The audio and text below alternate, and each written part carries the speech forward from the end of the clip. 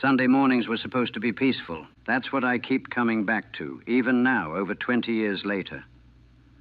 Sunday morning, December 7th, 1941. It was supposed to be our day off. Sleep in a little. Maybe go to church. Write letters home. Nothing special. Just another quiet Sunday in paradise. Paradise. That's what we called Hawaii. And it was, really.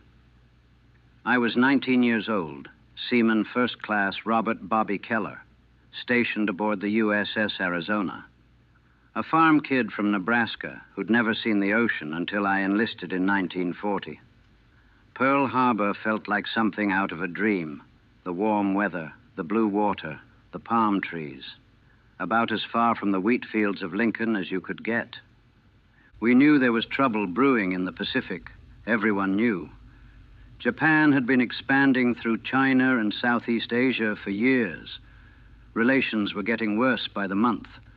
But war, actual war, that felt distant, abstract. Something the politicians and admirals worried about while we swabbed decks and ran drills. The Arizona was a beautiful ship, a Pennsylvania-class battleship commissioned back in 1916. Over 600 feet long, 31,000 tons.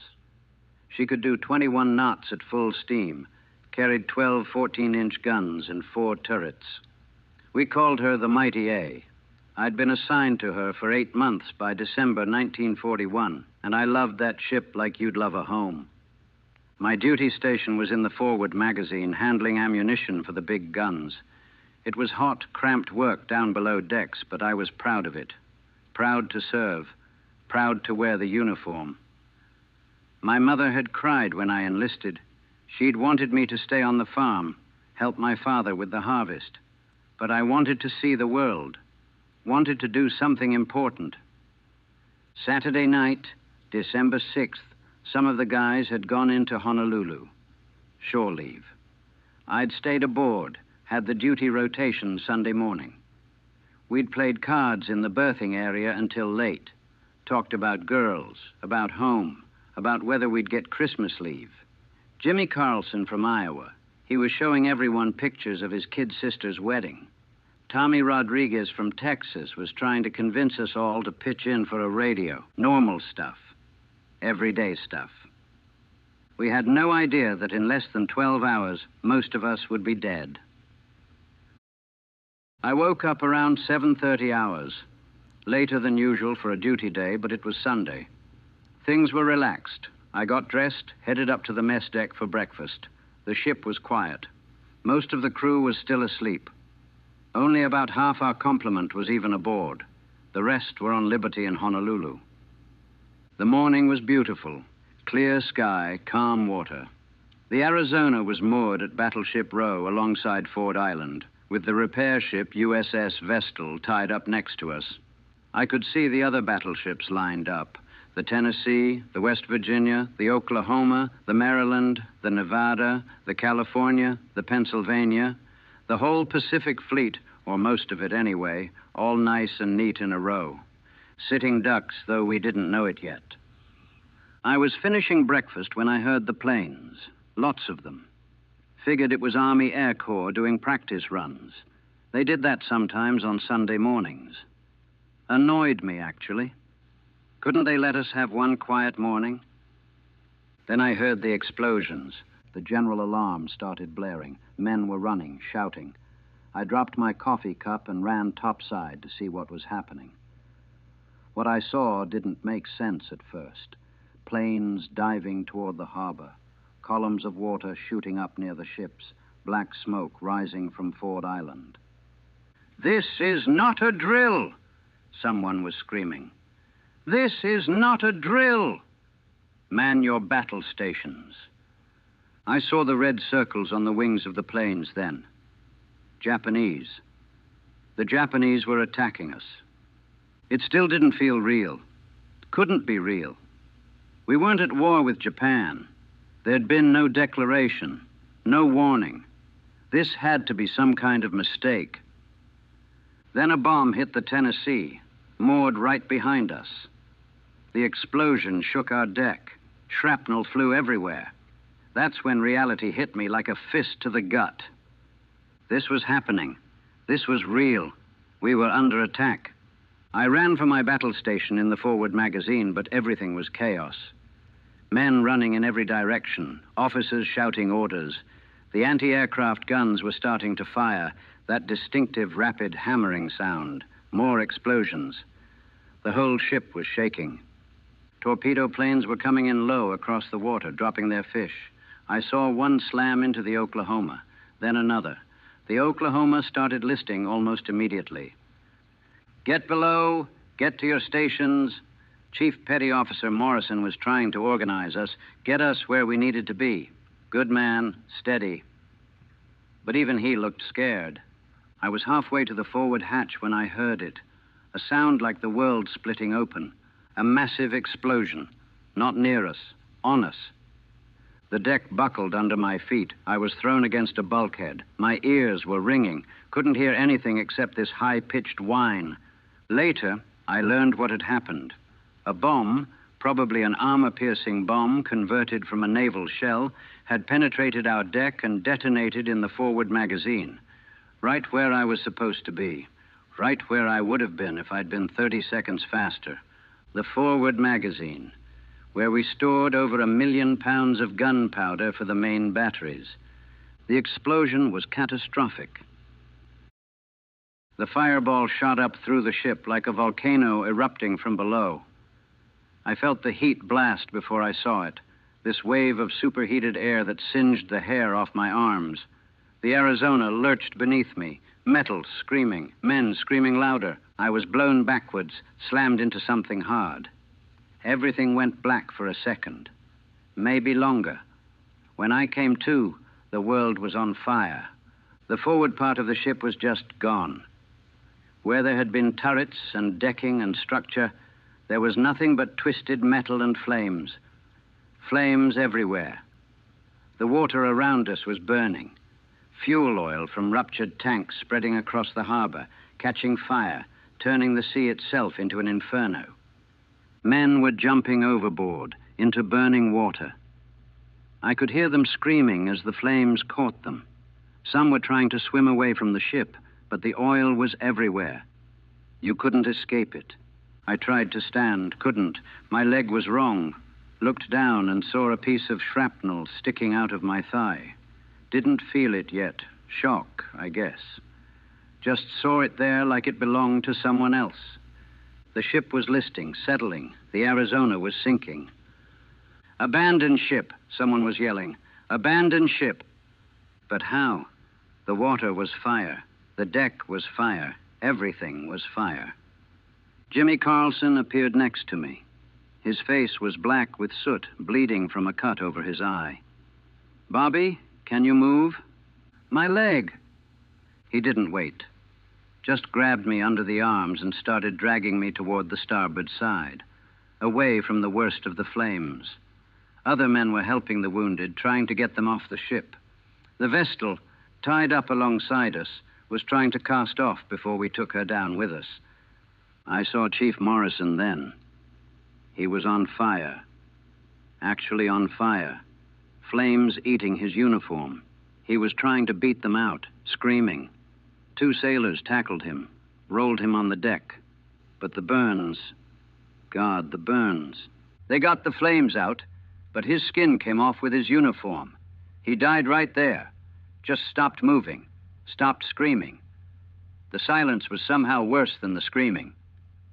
We gotta go. Jimmy was pulling me toward the edge. We gotta jump. The water's on fire. It's not as bad on this side. Come on. He was right. The starboard side, away from Ford Island, the oil hadn't spread as thick. There were patches of clear water between the flames. If we could hit one of those patches, if we could swim fast enough. Tommy Rodriguez was there too, and a few others I recognized. We all went over together. I hit the water hard, went under. The shock of it, after the heat, the cool water, it cleared my head. I kicked back up to the surface, gasping. The oil was all around us. You could taste it. Thick, black, choking.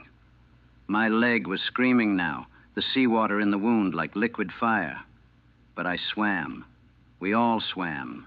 Away from the Arizona, away from the flames, toward Ford Island, where men were pulling survivors from the water. I looked back once, just once. The Arizona was settling fast, her forward section completely destroyed. The fires were spreading, and all I could think about was the men still aboard. The men below decks who never made it out. The men trapped in the burning water who couldn't swim fast enough. My buddies from the card game last night. The guys I'd eaten breakfast with an hour ago. The men I'd served with for 8 months. Most of them were dead or dying, and there was nothing I could do. A rescue boat picked us up maybe 10 minutes later, pulled us aboard and took us to shore. I was shaking so hard I could barely hold on. From cold or shock or terror, I don't know. All of it, probably. They laid us out on the dock. Medics were running everywhere, triaging the wounded. So many wounded, and so many dead. Bodies laid out in rows, covered with whatever people could find. Sheets, blankets, tarps. The attack was still happening. Planes still diving and bombing. The anti-aircraft guns were firing from every ship that could still fight. The Nevada, God bless the Nevada, she was actually getting underway, trying to make it to the harbor entrance. But they hit her again and again. She had to beach herself to avoid sinking in the channel and blocking the harbor. I watched the Oklahoma roll over, just capsized completely, her hull pointing at the sky. Men were trapped inside. You could hear them pounding on the hull, pounding and screaming. Rescue crews were trying to cut through, but it would take hours, days. Some of those men would drown in there before they could be saved. The California was sinking. The West Virginia was sinking. The Arizona was already gone, settled on the bottom with just her superstructure visible, still burning. And the planes kept coming, wave after wave, bombing, strafing, killing. This was supposed to be a peaceful Sunday morning. The attack lasted less than 2 hours, felt like days. 2 waves of Japanese planes, bombers, torpedo planes, fighters. They hit every military installation on the island, the airfields at Wheeler, Hickam, Kaneohe, the naval facilities, everything. Our planes were caught on the ground, lined up wing to wing because some genius had been worried about sabotage, made them perfect targets. By the time the second wave finished and the planes headed back to their carriers, Pearl Harbor looked like the end of the world. I was in a temporary aid station they'd set up near the harbor. A doctor, couldn't have been more than 30 years old, pulled the shrapnel out of my leg, poured sulfur powder in the wound, and wrapped it. "You're lucky," he said. "Clean wound. You'll be fine." Lucky, I was lucky. I thought about Jimmy Carlson and Tommy Rodriguez. They'd made it out with me, but so many others hadn't. The doctor moved on to the next patient, a sailor with burns covering half his body, skin hanging in strips. That guy wasn't lucky. Nobody was letting us rest. As soon as the wounded were stabilized, they put us to work. There were boats still burning in the harbor, men still trapped, bodies still floating in the oil-slicked water. Everyone who could move was helping with rescue and recovery. I ended up on a detail pulling bodies from the water. We'd take a small boat out, hook the bodies with pike poles, drag them aboard. Some of them were burned so badly you couldn't tell who they were. No faces, no identifying marks, just charred remains that had been living, breathing men an hour before. We found pieces sometimes, not whole bodies, just pieces. I threw up over the side of the boat after the first one. The petty officer running the detail didn't say anything, just handed me a canteen. "Rinse your mouth, get back to work." So I did. What else could I do? The Arizona was still burning. Would burn for days, they told us. The oil leaking from her ruptured tanks kept feeding the flames. And inside that burning wreck were hundreds of men, my shipmates, my friends. We couldn't get to them, couldn't recover them. They'd stay entombed in that ship forever. By nightfall, the scope of the disaster was becoming clear. 8 battleships damaged or sunk. Over 100 aircraft destroyed. And the casualties, they kept counting, kept finding more bodies. The final tally would be over 2,400 dead, more than 1,000 wounded. The Arizona alone had lost 1,177 men, over half our crew, gone in less than 10 minutes. I found out that night that Jimmy Carlson didn't make it after all. His burns were too severe. He died in the hospital around 1800 hours. Kid from Iowa who'd shown us pictures of his sister's wedding. 20 years old. Tommy Rodriguez survived. So did I. Out of our whole card game group from Saturday night, just the 2 of us made it. They kept us on edge that night. Posted guards everywhere. Anti-aircraft batteries on full alert. We expected another attack. Thought the Japanese would come back to finish us off. Some people thought they'd invade, land troops on the beaches. They didn't. Later, we learned that Admiral Nagumo had wanted to launch a 3rd strike, but his commanders convinced him to withdraw. They'd done enough damage, crippled the Pacific Fleet. Why risk their carriers? They were right, strategically. They'd done enough, more than enough. But they'd also done something they didn't intend. They'd unified us. Before December 7th, America was divided on the war. Isolationists versus interventionists. Europe's problem versus our problem. After December 7th, there was no debate anymore. The next day, President Roosevelt addressed Congress, called it a date which will live in infamy, asked for a declaration of war, got it within hours, nearly unanimous. We were in it now, all the way in, and we were angry. That anger would carry us through 4 years of brutal warfare across the Pacific. Every island, every battle, every bloody assault. We'd remember Pearl Harbor. Remember the men who died there. Let that memory fuel us. But in those first days, in those first weeks, we weren't thinking about revenge yet. We were just trying to process what had happened, trying to understand how our world had been destroyed in 2 hours on a Sunday morning. My breaking point came 3 days after the attack. They had us doing recovery operations on the Arizona, trying to reach any survivors who might still be trapped, though by day 3 we all knew there wouldn't be any. The fires were mostly out by then, but the ship was a twisted wreck of metal, still too hot to touch in places. I volunteered for it. Don't ask me why. Maybe I felt guilty for surviving when so many didn't. Maybe I needed to see it with my own eyes. Maybe I was just numb and didn't know what else to do. We were cutting through bulkheads, trying to reach the berthing areas. The areas where men would have been sleeping when the bomb hit, where they'd been trapped when the ship sank and the compartments flooded. I was part of the team that cut through to my old berthing compartment, the one I'd slept in for 8 months, where we'd played cards on Saturday night.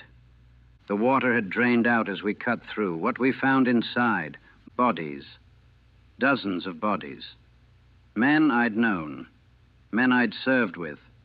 They'd drowned in there, in the dark, as the compartment flooded. Some of them had made it to the hatch, you could tell. Their hands were torn and bloody from trying to open it, trying to escape. But the hatches had been dogged down tight, standard procedure. And with the ship sinking, settling, the metal warping from the heat and the explosion, those hatches weren't going to open.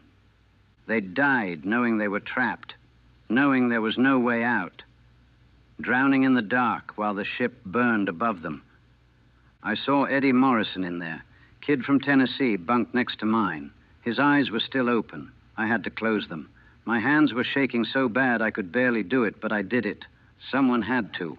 Found 6 more men I recognized, card game regulars, guys I'd eat breakfast with, work details with, just regular guys doing their jobs, serving their country, all dead, all drowned like rats in a trap. I made it outside before I broke.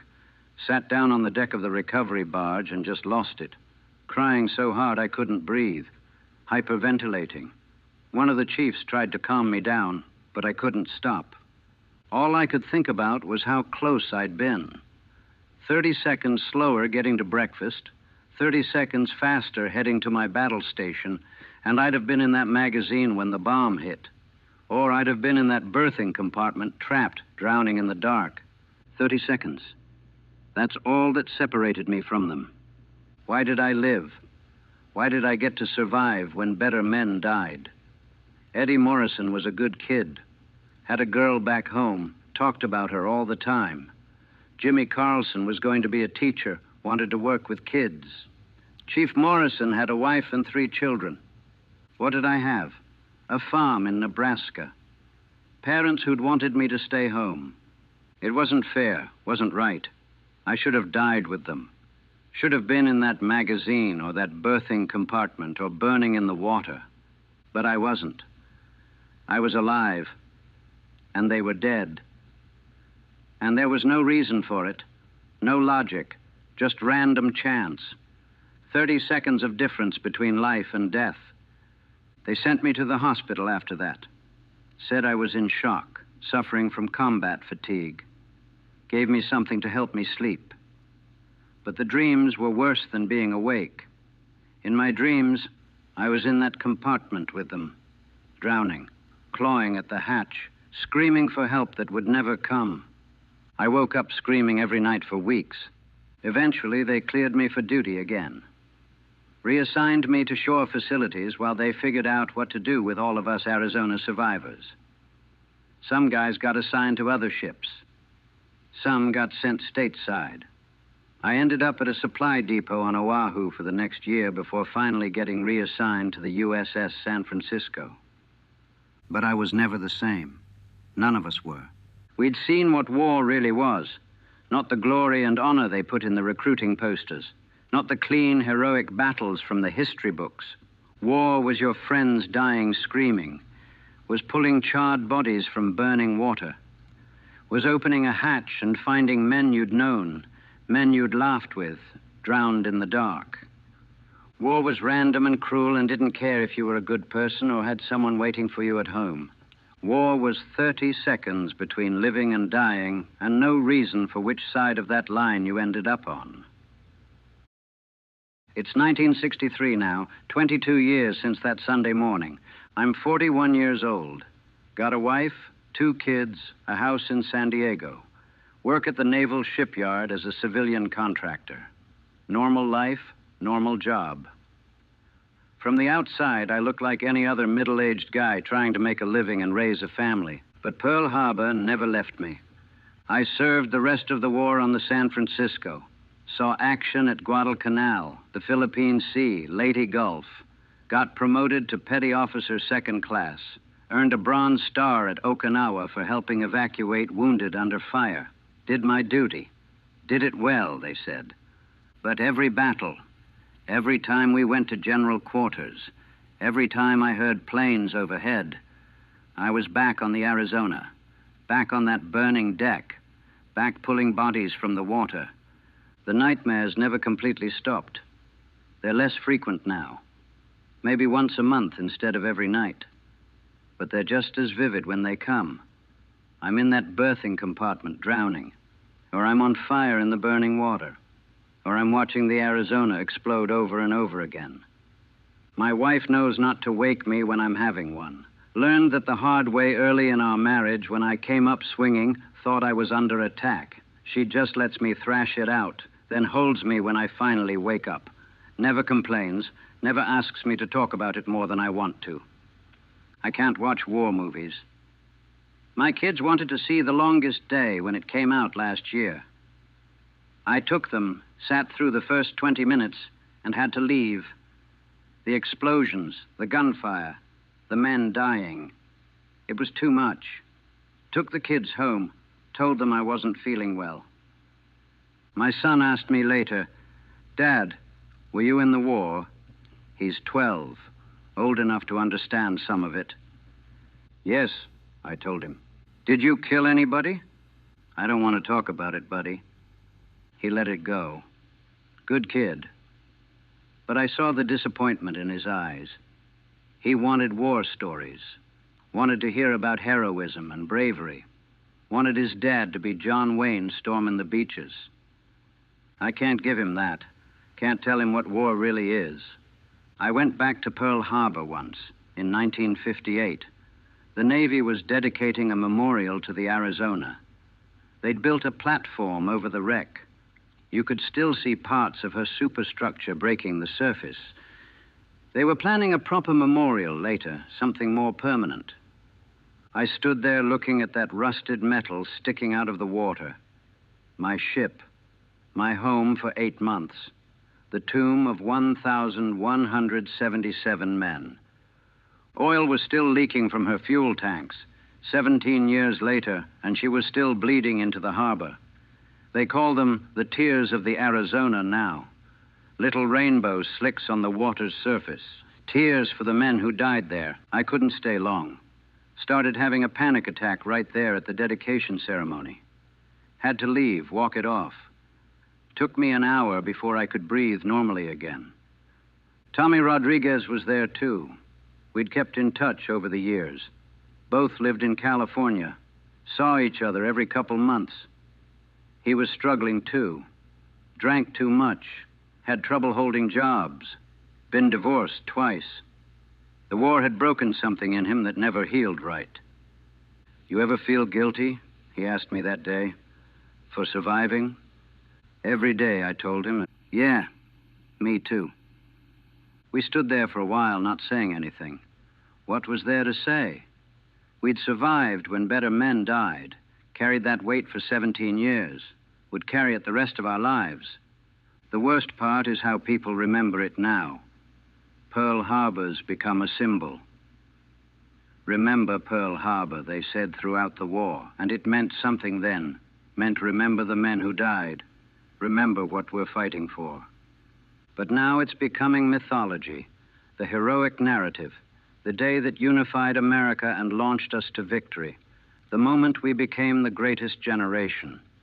They don't talk about the terror, the confusion, the men burning alive in the water, the bodies that couldn't be identified, the screaming from the capsized Oklahoma as men drowned in the dark.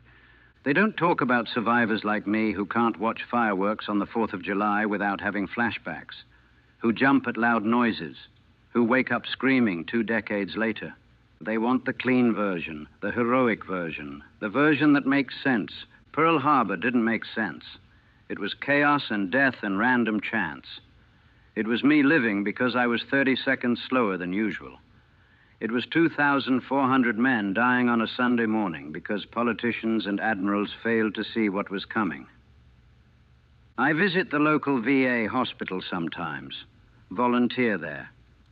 Talk to the young guys coming back from Korea, help them adjust.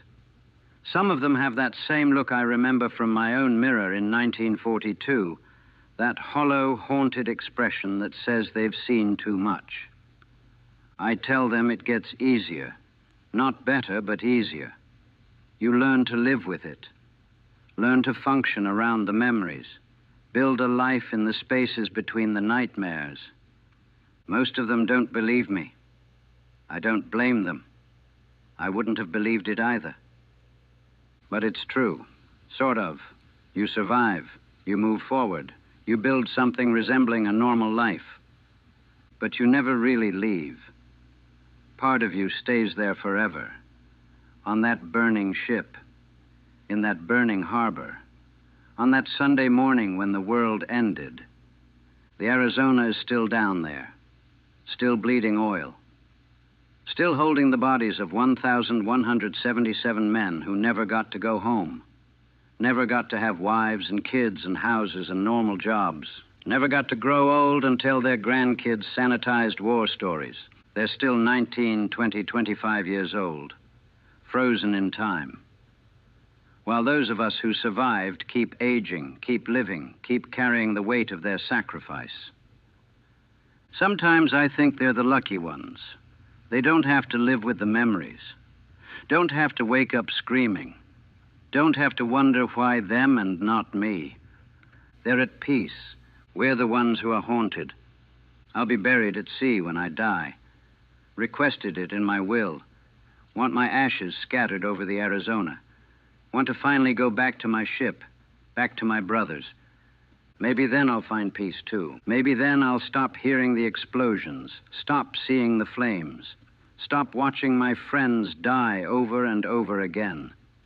22 years later, and I'm still there, still on that burning deck, still 19 years old and terrified, still trying to understand how paradise turned into hell in less than 2 hours on a Sunday morning. The attack on Pearl Harbor lasted 110 minutes. The aftermath has lasted a lifetime, and it will never truly be over. Not for those of us who were there, not for those of us who survived. We carry December 7th, 1941, with us every day, in every moment, in every breath. The Arizona is my ship, my home, my tomb, and part of me will always be there, burning in the harbor, drowning in the dark. We survived Pearl Harbor, but we never really left.